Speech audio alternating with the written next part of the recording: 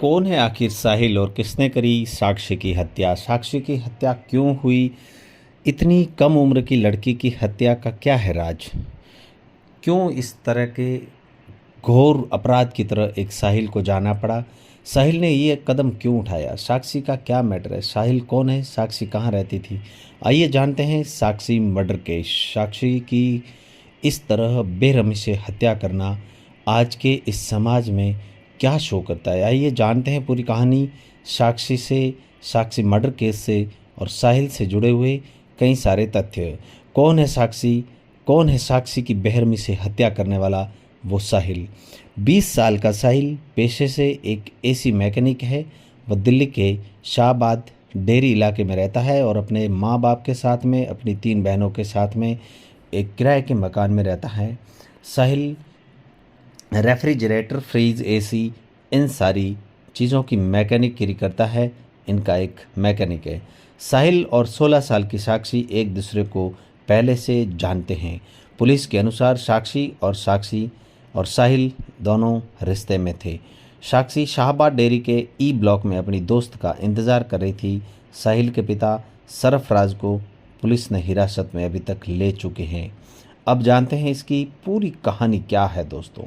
आज के इस समाज में इस तरह साक्षी की हत्या कर देना क्या शो करता है दोस्तों? ऐसा पुलिस के अनुसार सामने आया है कि साक्षी और साहिल काफ़ी समय से दोनों एक दूसरे को जानते थे और पिछले कुछ समय से साक्षी साहिल से किनारा करना चाहती थी और वह अपने पुराने दोस्त से मित्रता बढ़ा रही थी। यह बात साहिल को पसंद नहीं आई। साहिल इस बात से इतना खौफ और इतना परेशान हो उठा कि उसने साक्षी की हत्या कर डाली। उस दिन साक्षी रात को अपनी फ्रेंड नीतू के बच्चे की जन्म दिवस की पार्टी में जा रही थी। समय रात्रि का था लेकिन लोगों की चहलकदमी अभी चल रही थी। उस समय साहिल वहां आता है और दोनों में कुछ कहासुनी हो जाती हुए रास्ते में जाते हुए साक्षी को साहिल रोक देता है। रोक करके दोनों बातें करते हैं। दोनों में कुछ कहासुनी होती है लेकिन वह बेखौफ बदमाश हत्यारा पहले से ही चाकू लेकर आया था। पहले से ही वह साक्षी की हत्या करने के इरादे से तैयारी करके आया हुआ था।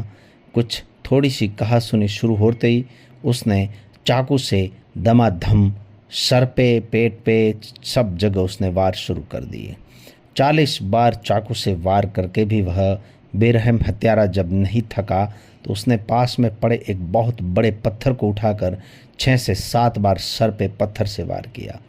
आसपास चल रहे लोगों ने किसी ने भी हिम्मत तक नहीं जुटाई कि उसको एक बार रोका जाए या उसे बचाया जाए। जब तक वह बोल सकती थी, जब तक अपनी जुबान से वह कुछ बोल सकती थी, तब तक वह चिल्लाई, बचाओ अंकल, बचाओ भैया, बचाओ मुझे, बचाओ। लेकिन कोई बचाने नहीं आया। जी हाँ, ऐसा कहते हैं, ऐसा सुनने में आया, इंक्वायरीज में आया कि एक लड़के ने उसे बचाने की हिम्मत करी लेकिन उसके हाथों में चाकू और खून से लबालब खून का वो बेरहम नज़ारा, बेखौफ नज़ारा देखकर वह खुद डर के मारे पीछे हट गया। इस तरह बेखौफ तरीके से एक लड़की की बेरहमी से हत्या कर दी गई दोस्तों।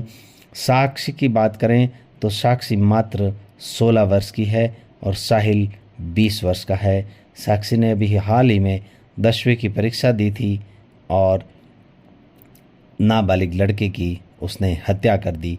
इस तरह वह हत्यारा उसे बेखौफ तरीके से मर्डर करके ख़त्म करके लड़की को वहीं छोड़कर वह रिठाला इलाके में गया जहां पर उसने अपना हथियार फेंक दिया।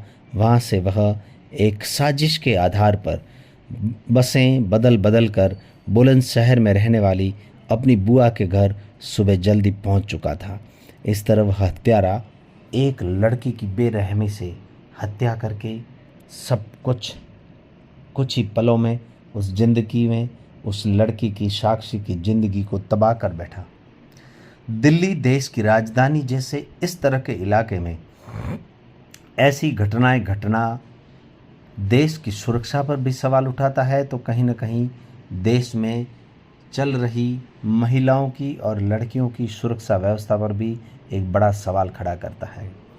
और चल रहे चहलकदमी के बीच में, एक घने इलाके में, लोगों के बीच में, लोगों की आवाजाही में इस तरह एक हत्यारे द्वारा, एक लड़के द्वारा, 20 वर्ष के लड़के द्वारा लोगों की मौजूदगी में एक लड़की की हत्या कर देना भी एक मरे हुए समाज की निशानी सामने आती है।